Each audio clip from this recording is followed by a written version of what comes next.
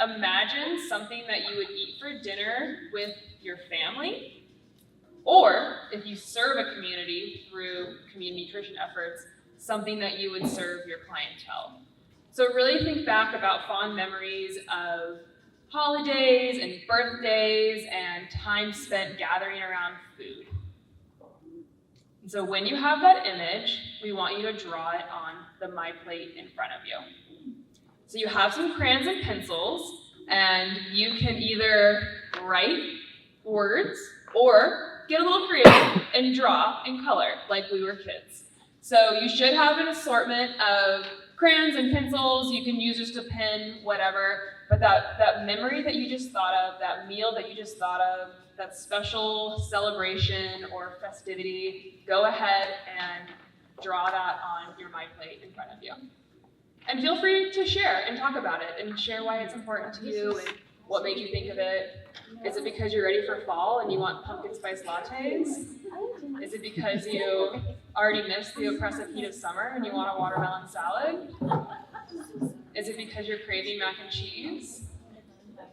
Go ahead and chat, color. We'll spend a few minutes, everybody doing their own MyPlates, and then we'll continue the activity. The one that you just showed me? Oh my goodness.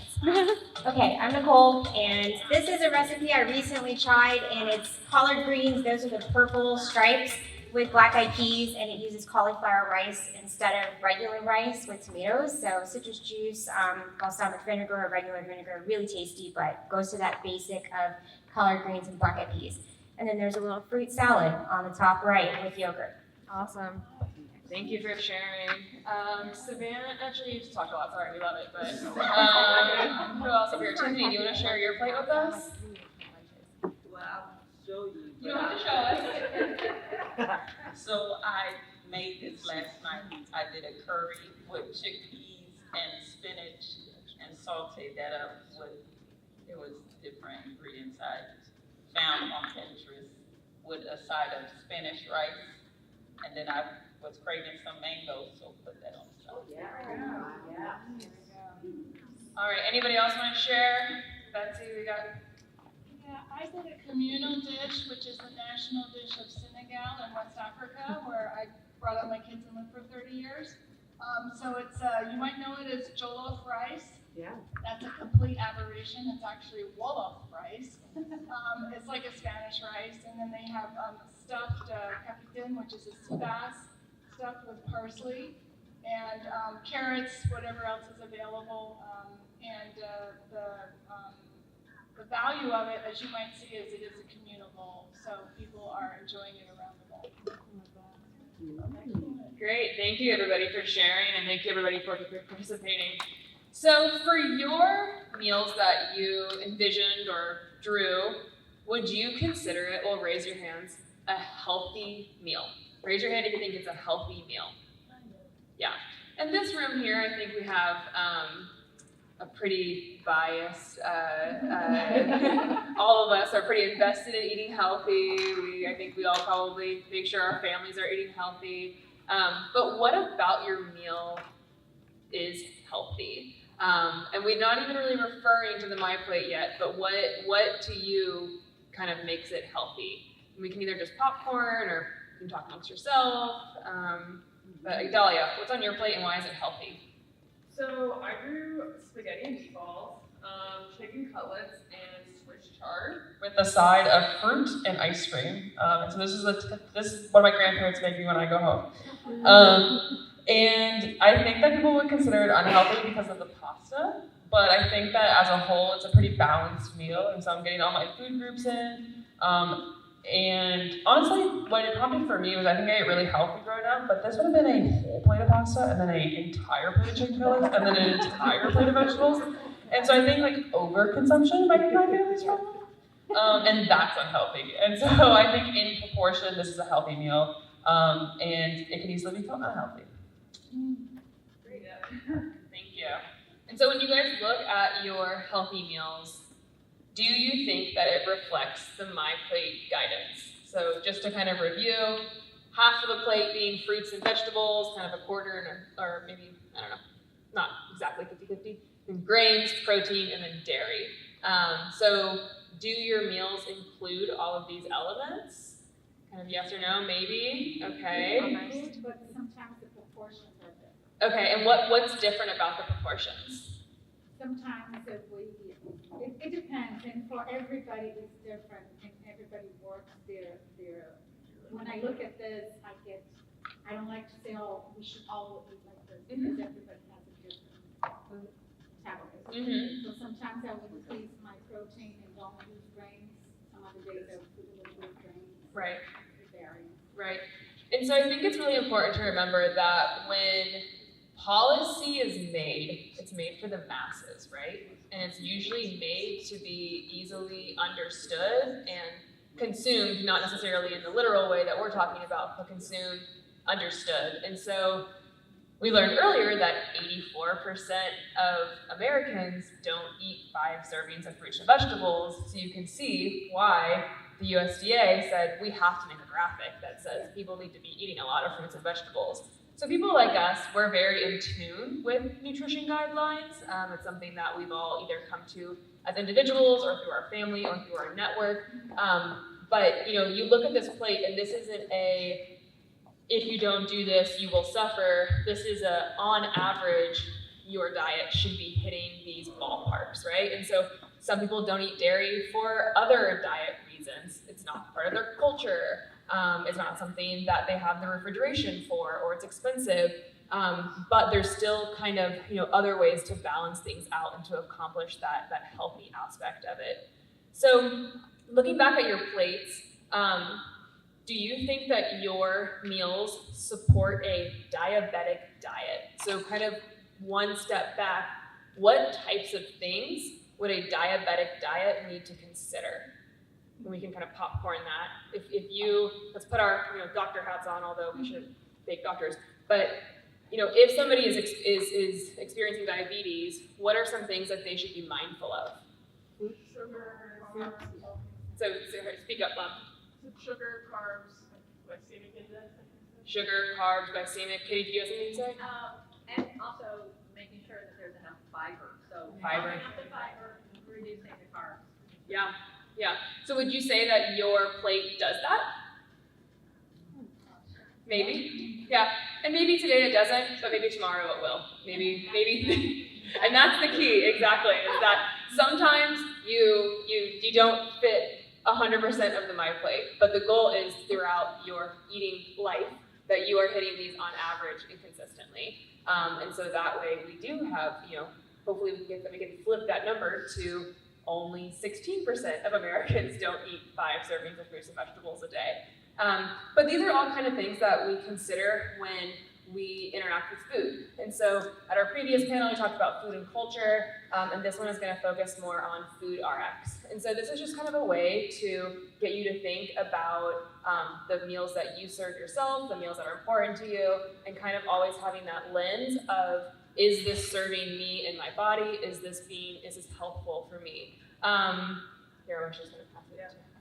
Oh, okay, yeah. I also wanted to point out that on your table, we talked about this earlier, are these culture-specific MyPlates. And so this is really important. This is a really great resource. We encourage you to take these. Also reach out if you want more. We have them in Spanish. We have them in Tagalog, because that was one of the languages they offered it in.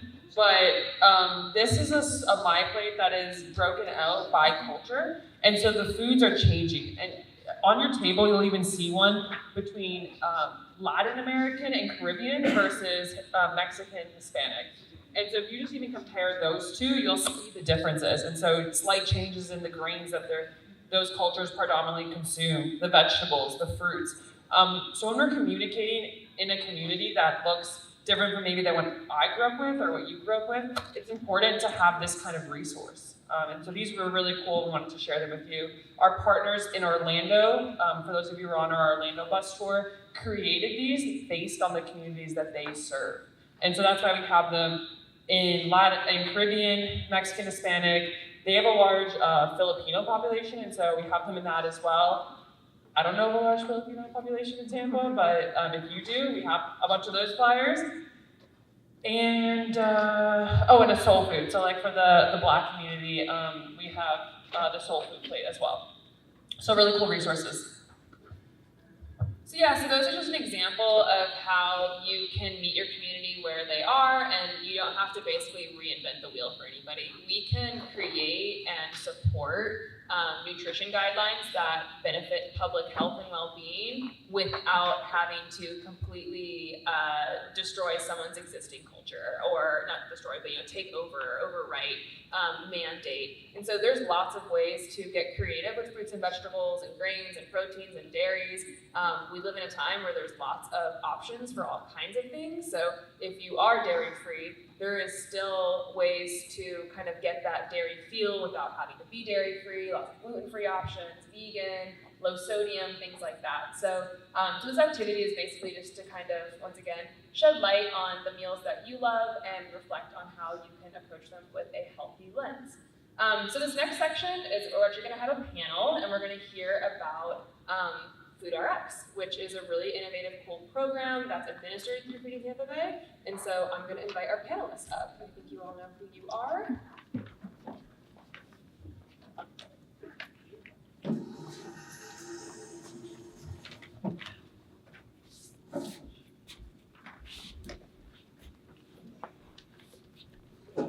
Test. Perfect. Okay, so our first question is actually asking, first of all, I want everybody, when you do get the mic, to introduce yourself and your organization. And so, Hannah, if you want to introduce yourself and then explain, what you do here at Feeding Tampa Bay, and then also what is FoodRx. Yes. Okay. Well, thank you everybody for being here. We're so excited to have you guys in our new space, and especially being in this very brand new room here. You guys are the first people here, so thank you. But anyways, my name is Hannah Spano. I'm the healthcare program manager here at Feeding Tampa Bay. I've been here at Feeding Tampa Bay for a little over 3 years now. In this position for a little over 6 months. I transferred from a different department here internally.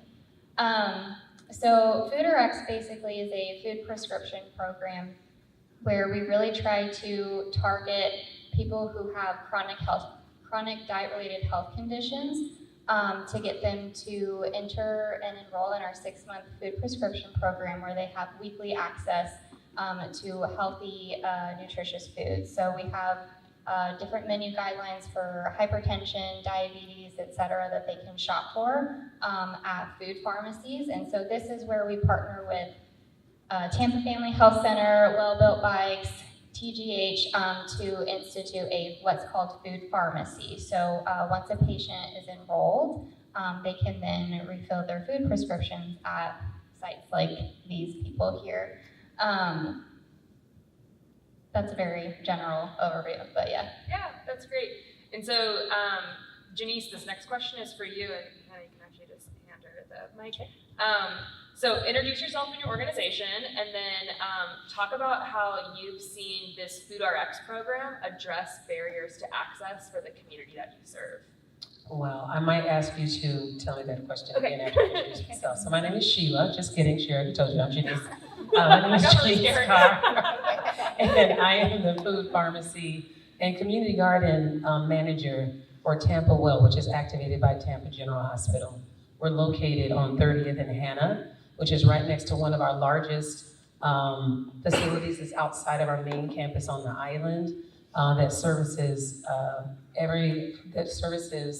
has services for families anywhere from OBGYN to pediatrics to family health care and also specialties. So in that little hub in 30th East Tampa, you can pretty much be seen for anything that you need to be seen. So the accessibility to be able to get care and to go to different points of care. Sometimes women don't get that annual because they do not go to the doctor because it's not, they've got to go across town and go there. So that's a key point because that access point that they're familiar with is going to get children in families when you need specialty services is the great pull-in for our FoodRx program.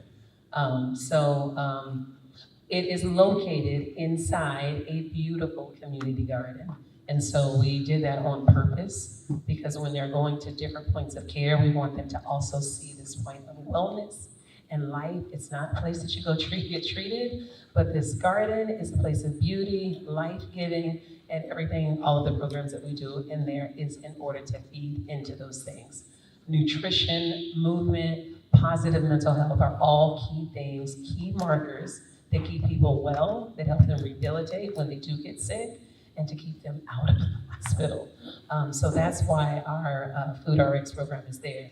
So just to address your question about accessibility, many times one of the great barriers other than money, which is a huge issue where we are. So in 33610, we are about half of the per capita income for the entire county of Hillsborough. And Hillsborough County is the largest county in Florida and one of the largest in the country. So so not having access to large amounts of incomes does determine how much access you're going to have to those things that you need for essentials. So where we're at generally, the type of conditions that we see patients for with the diabetes, hypertension, obesity, pre-diabetes, which is a key diagnosis. Many people sit in pre-diabetes for 5 or so years before they finally get to diabetes. So that's a large part of our community as well. So many of them are conveniently seen right at our access point at Health Park, and they get a referral from their doctor. So it goes care upon care. Their doctors see that they have a food insecurity by asking 2 simple questions. Have you not had enough food, or have you not had enough money just in the last month? So once they answer that question, they see that they have a diet-related diagnosis, then the doctor sends them to the next step. And once they send that referral, then I call them up. So it helps make the engagement and the connection to go to the next space higher. And then it's a 6-month prescription. Once they come in and see the options, they're sold. And once they get the engagement week by week, then that changes everything for 6 months. That's how often do you see the same person for 6 months, every week on a regular basis? So those layers upon layers of interaction really change what is going on with them overall. And that access point of being near where they are. We also provide transportation if they can't get there, makes it more solid so that they'll show up. If they have barriers to show up, we help meet all of those. We reschedule them to different appointments. I call them if they don't make it. And all of those things help them constantly get consistency, and that consistency changes everything. Accessibility and consistency. Awesome, thank you. And so, Jon, I want you to introduce yourself and your organization, and then I kind of want you to talk about common barriers that you've seen that can kind of prevent people from embracing a healthier lifestyle. And so that's kind of a little bit of a pitch to you to talk about transportation and some of the work that you guys have done with just accessibility as far as like a physical mode. Sure. So I'm Jon Dengler, and work with a nonprofit here called WellBuilt Cities, which has actually been partnering with Homegrown Hillsborough to execute these. But we're kind of a social venture studio. We have a handful of things within that ecosystem. So we address sort of transportation through a retail storefront social enterprise called WellBuilt Bikes. It's up at University Mall. It's a bicycle shop. You can buy a bike there, you get your bike fixed there. But all the service sales revenue goes into an Earn a Bike program. And it's a way we're trying to address transportation needs, which really seems like access to the rest of the city, opportunities, resources, economy, things like that. Well-fed community, which I think a lot of folks in here know about, but it really addressing things around our actual relationship with food, knowledge of nutritious eating, and sharing meals, preparing meals, things like that. Kind of food system related work.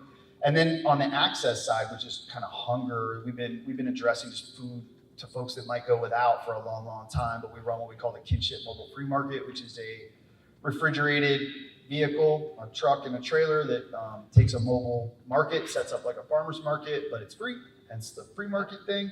It's out 6 days a week sharing groceries, and those are all on repeat, so like Mondays is in the same spot, Tuesdays is a certain spot. And those are mostly weekly. Some of them on Saturdays go like first Saturday, so they're like monthly things. That's a bit of a sketch of kind of our work and our ecosystem.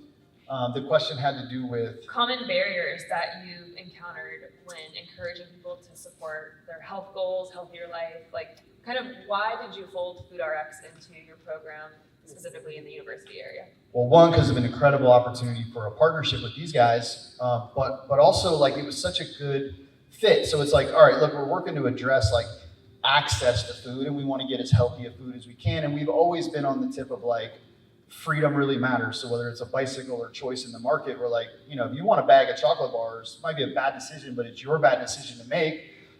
But then we also want to come alongside and do education and things like that. But then there are these like niche needs, which I really like this program because it does give freedom within like bounds of a recommended dietary thing with people that are diagnosed with these conditions and also have food insecurity, but also like, in my estimation, most of us have conditions related to our relationship to food and the amount of like crap that we're eating with processed foods and things like that. So it's like, this was just such a great opportunity to kind of like tie together a lot of our work. It was just like a natural thing.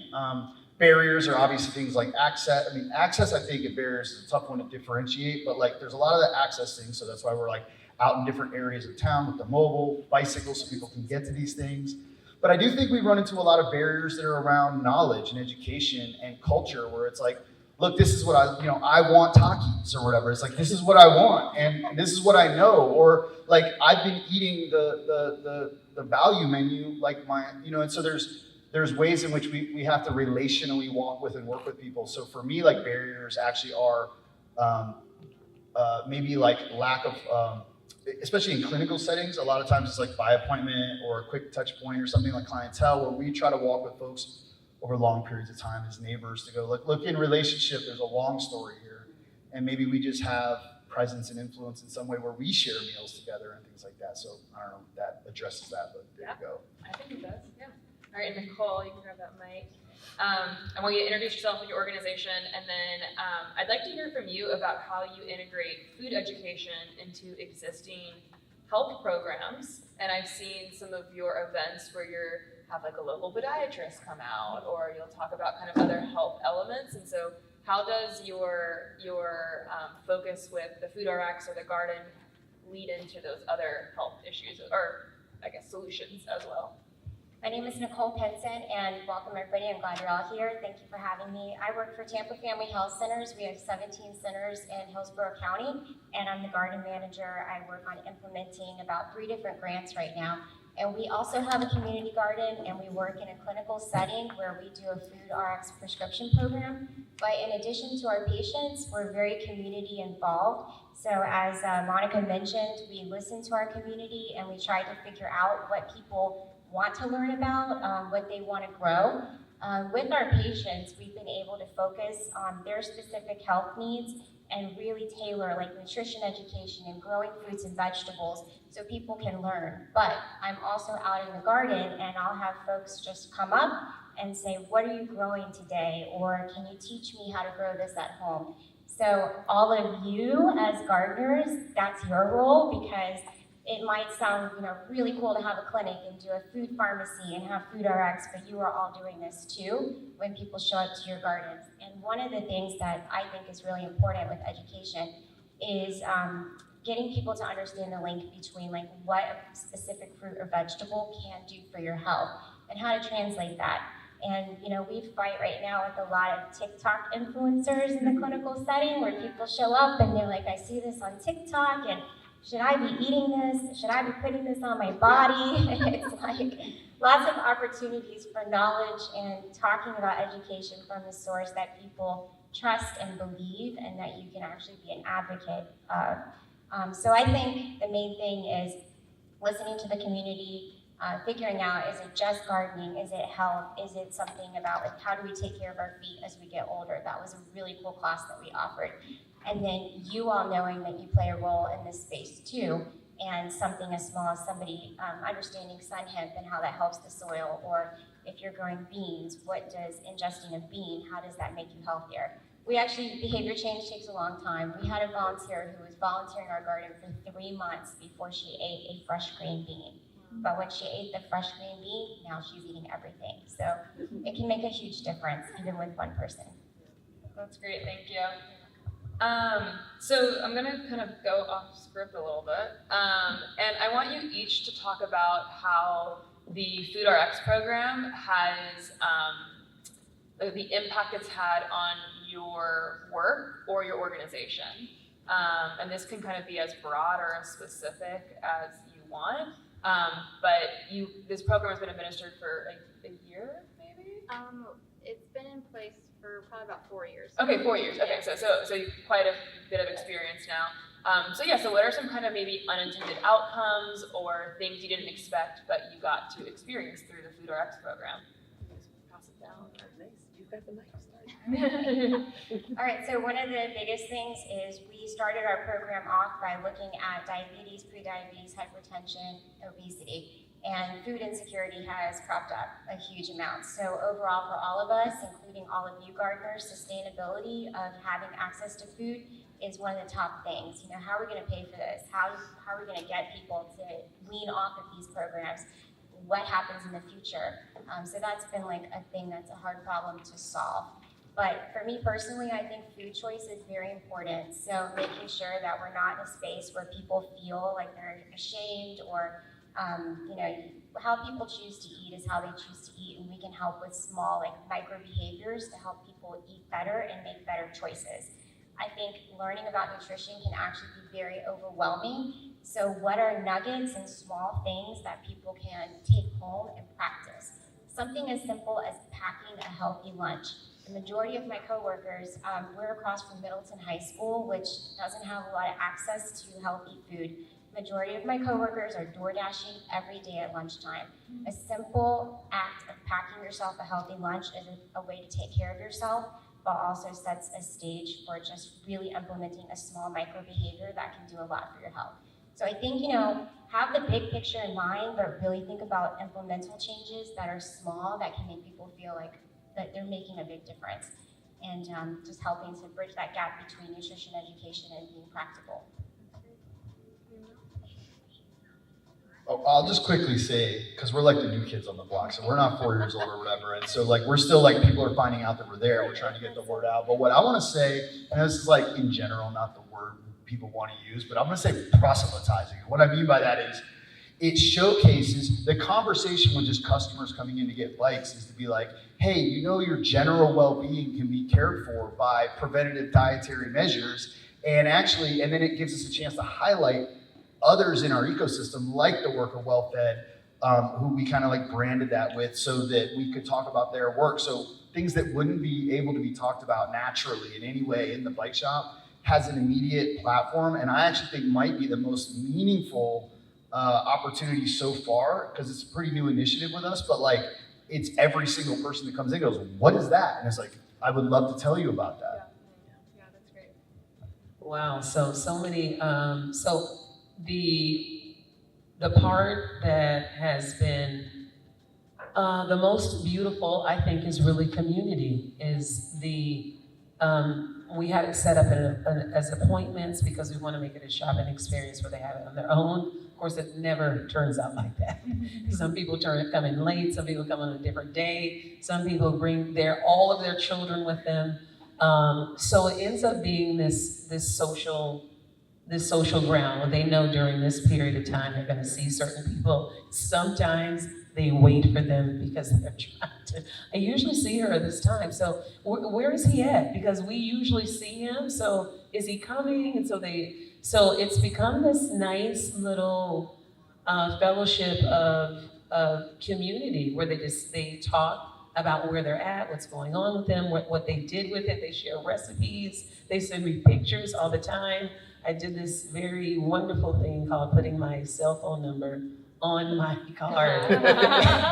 And I said, listen, if you're going to, for any reason, you get sick, you have a transportation issue, you can't make your appointment, call me. We'll set another day. If you can send someone else to come for you, if you need transportation, I just want to make sure that you have the opportunity to come every week and get what you need. Maybe it's a little, maybe it's a lot, but I want to make sure that I see you every week. So they call all the time. The latest one was, the most bizarre was 2 a.m. Like, Jenise, did you call me? Did you send my ride?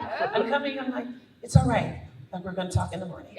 That's going to be fine. But they, that engagement where I wasn't expecting like the appointments and following the appointments, because at first people were just coming when they wanted to. They were seeing it more as a pantry. It's going to be there. I'm going to come and get whatever they have to offer. But once they start to consider it as community and that it is a participation in their health, and particularly for my patients, the majority of them do not get out of the house unless it's to constant appointments. So the only time they're really getting out other than appointments is coming to the food pharmacy. But this one is under their own empowerment. They're choosing what they want. They're coming to participate. They don't have to come. And they choose to come. And that part of that engagement makes all of the choices that they're making, they're much more open to it. One other thing that made impact was, you mentioned it, was I just started eating my lunch. And actually it really was because I don't ever take lunch. I'm constantly going. So every now and then I was like, Jenise, you gotta eat so you're not hangry. So I would just have my lunch out and eating it when they came in, and they became so fascinated. Like, what are all those greens? I'm like, actually, it's the kale, the cucumbers. I put that in there. I shaved some of the carrots, and wow, that looks really good. Because kale was not a big thing when we first started offering it. But then when they saw me eating it, many times what I found, it's not that they don't know how to eat healthy. It's that they know how to eat what they have access to and what they've learned from their parents and their parents. But when other offerings are available and it's offered where it's accessible, it's not gonna cost them a bunch of money that they don't have, then all of a sudden the options are open. Because I was definitely a iceberg lettuce hamburger helper kid. And when I went to college, I met this wonderful man, and he was making these leafy green salads with cut carrots on the side, and he was, stuffed peppers with, brown rice, this crazy looking rice, but it tasted good. But really what opened up my palate was that introduction around community. And then I got around other friends, and they wanted to go to different restaurants. So just changing this narrative is that we need to give them these options that they don't know about. Sometimes it's just, they just have not been introduced to it. So when they see it, touch it, feel it in the garden, the garden was such a big thing. Like, what did you harvest from the garden this morning that is an offering when we come and pick up our FoodRx?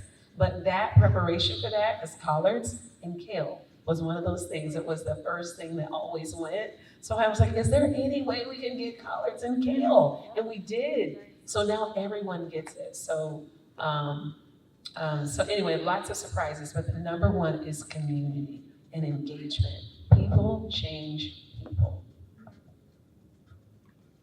Love everything that you said.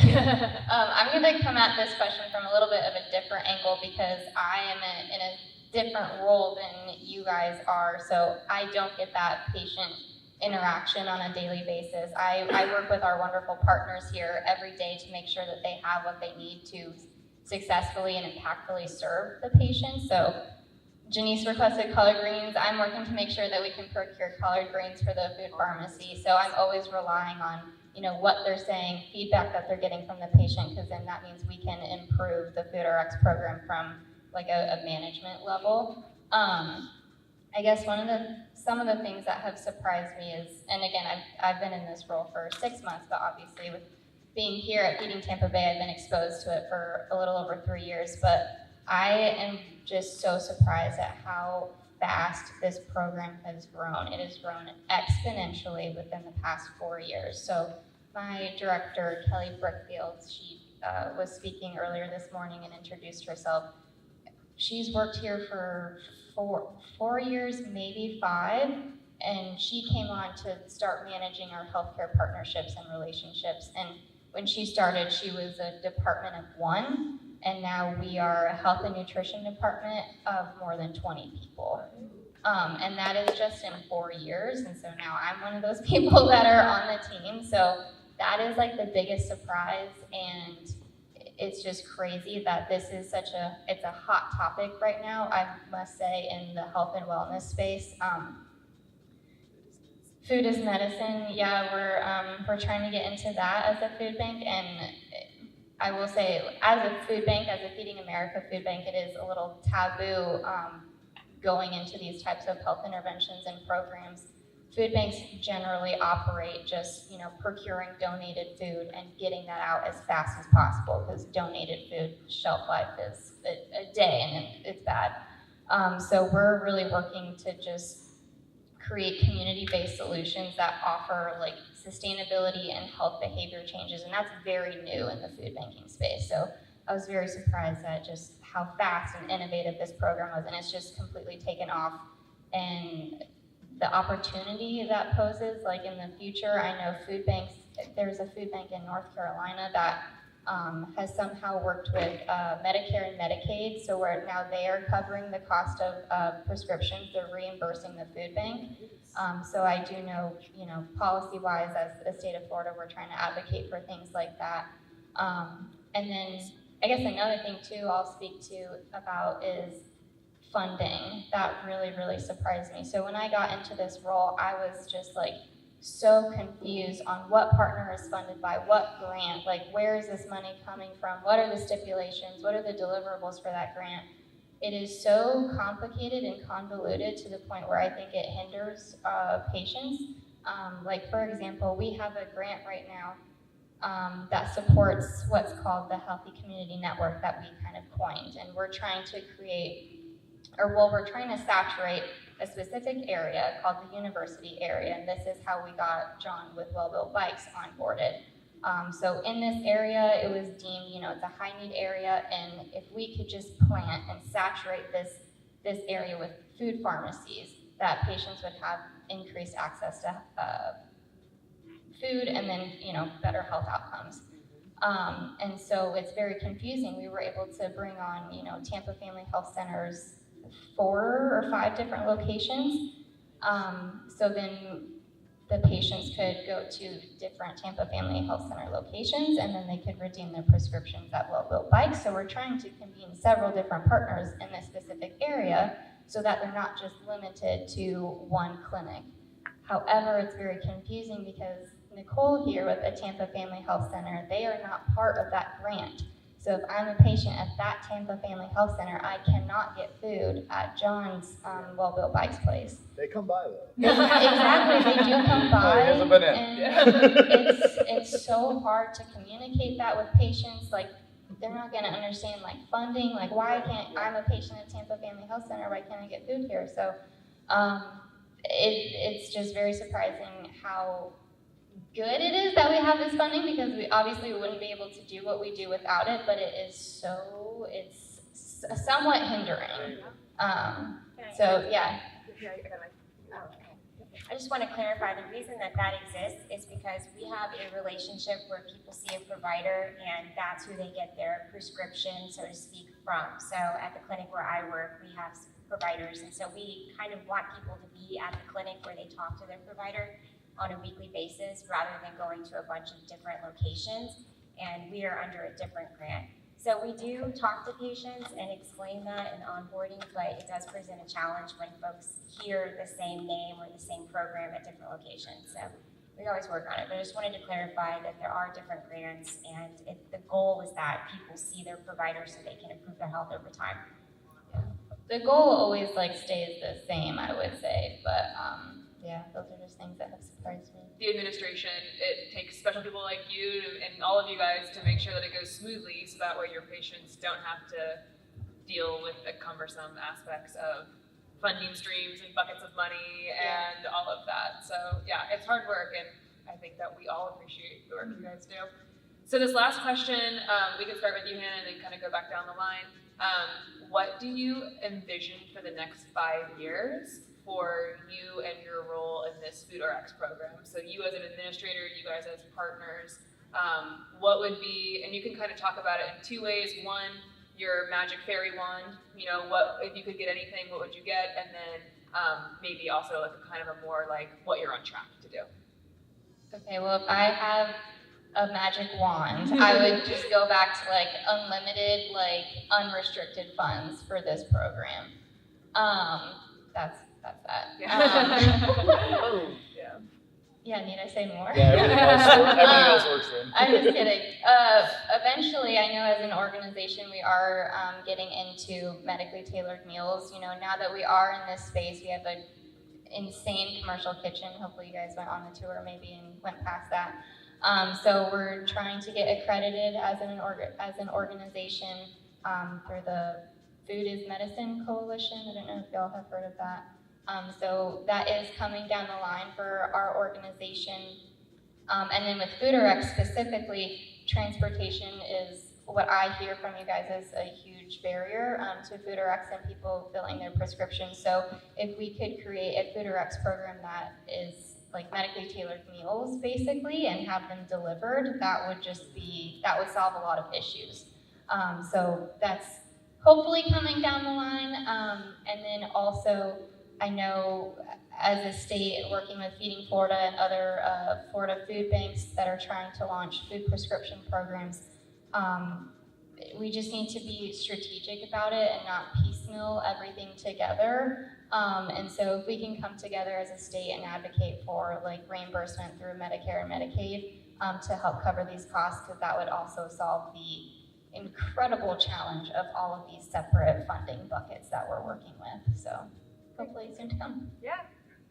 With you at the helm. Yeah. We'll get that. Yeah, wow, she said most of mine. So, man, that's transportation, medically tailored meals that we can get to them. Man, that's a big one. I would, because ours is on a referral basis, so it comes directly from the doctor. So the first one is to open it up to pediatrics, and because many children are coming with those markers, and sometimes that accessibility to everything that's fed to the children comes to the parents. But sometimes the best way to get things to the parents is to the children. So if the offering comes from pediatrics, especially if they're starting to see those markers in children early, is a way to get them so that they're not an adult with those points of care. So I definitely wanted to extend it to pediatrics for our particular system, and then that we have them all over our family care centers for Tampa General Hospital, that each one has its own food pharmacy, so it directly hits the centers that are in the middle of communities, so the accessibility is there, the convenience of having that connectivity from one point of care to the next one. And then also, I would really like to see, I would really like what Jon said about that farmer's market. I want to see an EBT SNAP farmer's market that's with FoodRx, just saying that. It would be nice to have that on the weekend for those people who cannot come during the week, especially on a Saturday and Sunday. I do like the EBT SNAP, some form of income, because I just like, particularly for those that are working, that there's an exchange of what you earned is taking care of you. So even if that's $1 or $2, if it's an EBT card, that's another area of support, so it adds that participation. I probably have a whole bunch of hijacked vegetables. It's like, you don't have any money, that's fine, this bag is for you. But to meet them at any point, and also encourage their participation, that they're able to participate in that process of mindfully getting nutrients into their body. It's something that I just want to become a part of. It's not just eating, it's feeding life to your body. Your body needs these nutrients. So I'm not trying to tell you not to do what not to do, but what I am telling you is that your body cannot survive without nutrients. And the most nutrient-dense things come from fresh vegetables because they're grown in the soil. It has all of this great stuff in it. And the crazy farmer, the crazy gardener girl comes out, which I like because I can blame that on her. I'm not a physician, I'm just in the food pharmacy. But let me tell you about all these wonderful things about this life-giving food. And then try it. Here's a recipe, try it. So I would really like to see this extended to other areas of care, particularly in the hospital system. The reason why I went into farming 9 years ago was because I was sick and tired of being sick and tired. And I wanted to grow food for people who had the greatest point of need and people who had the least amount of access. So getting to people who are not well is an essential, it's just part of my dream seed. So that's what I would do. Yeah. So we're going 5 years, magic wand. So I'm gonna say, like, first of all, I would say like expanding dramatically. So one of the things I really love about this program, well, let's say this, in general, the way we kind of like interact with our healthcare, it's often very like siloed, right? So it's like, okay, I have high blood pressure, here's this medication, I have diabetes, here's some glucophage, or hypertension, I have these different things, and it's very treatment oriented. And they're not, and not seen as interconnected, and yet like it's really interesting. We're like, here's all these conditions, here's a diet that'll work for all of these, right? Like if you just ate well. And I love that, so while some of these patients may be getting like pharmaceutical intervention, the move toward basic nutritional, like healthy living is, and so like saying expanding this to like youth, I mean, I think it's like 45% of American children are overweight or obese, and it's like 30% pre-diabetic now, which like 30, 40 years ago, it was unheard of. That never existed, right? So like things are really moving and changing. So like for me to go expanding this in the prevention way, and I would like to see like more and more and more and more things added to the list of like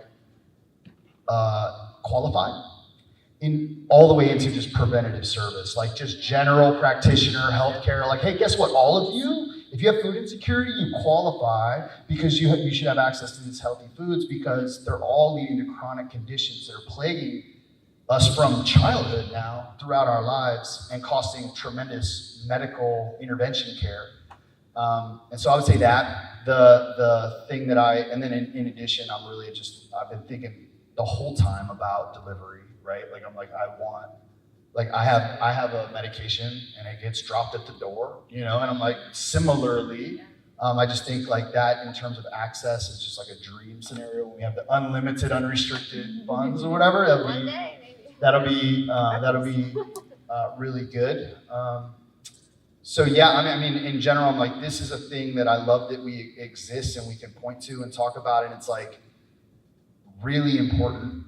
And I just want to see it move into more of like cultural, ubiquitous presence in terms of just our diet and our access to healthy foods.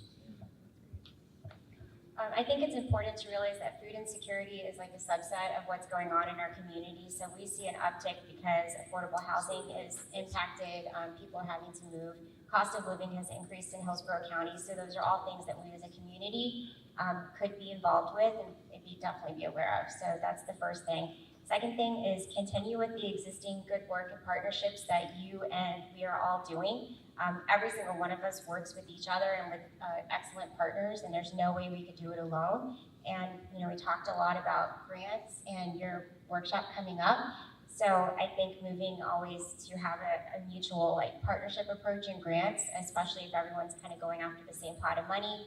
How can you all link together and be on that grant together? And do that months in advance. Don't call somebody a week before it's due and say, hey, I have a grant. And I threw your name on there. Is that cool? Exactly.